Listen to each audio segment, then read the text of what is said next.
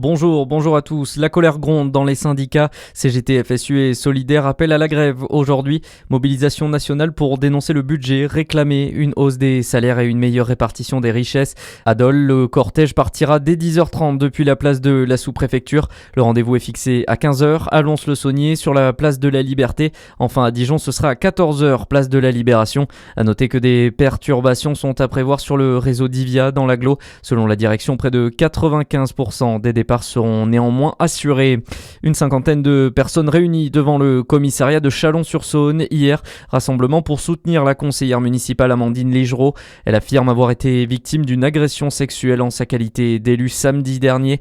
Plusieurs membres de la gauche chalonnaise et de la Ligue des droits de l'homme étaient présents. L'élu a déposé une plainte.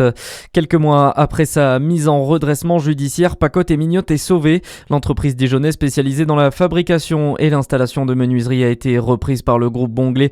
Décision du tribunal de commerce annoncée hier. Le nouvel actionnaire entend renforcer et diversifier son activité et assure maintenir les emplois sur le territoire. Dans le reste de l'actualité, après des discussions ces derniers jours entre délégations ukrainiennes et américaines à Miami, les négociations pour la paix avec la Russie continuent. L'émissaire américain Steve Witkoff est à Moscou aujourd'hui pour s'entretenir avec Vladimir Poutine.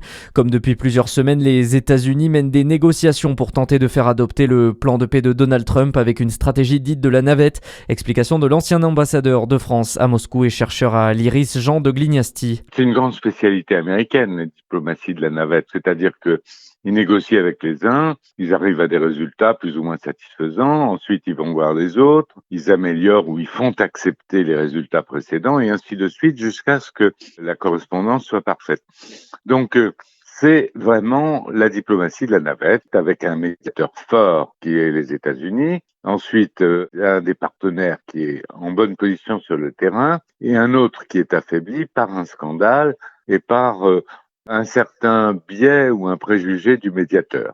Et le chef de la diplomatie américaine qui a qualifié les dernières discussions avec Kiev de productives admettait qu'il restait encore beaucoup de travail pour parvenir à un accord. À la une en France, c'est reparti pour un tour à l'Assemblée nationale. Les députés examinent aujourd'hui le budget de la sécurité sociale en deuxième lecture. Un texte rejeté samedi en commission. Le vote est prévu dans une semaine, le 9 décembre. Les aléas climatiques nous coûtent de plus en plus cher en 2024. Les tempêtes, les inondations ou la sécheresse ont coûté 5 milliards d'euros aux assureurs en France selon l'UFC Que Choisir. 9e année la plus coûteuse depuis 1982, un coût reporté sur les tarifs des contrats d'assurance. Et puis l'équipe de France de handball dispute ce soir son 3e match du mondial. Les Bleus, d'ores et déjà qualifiés pour le tour principal après avoir remporté leurs 2 premières rencontres, affrontent ce soir la Pologne. Coup d'envoi à 21h. À suivre votre météo en détail sur Fréquence Plus.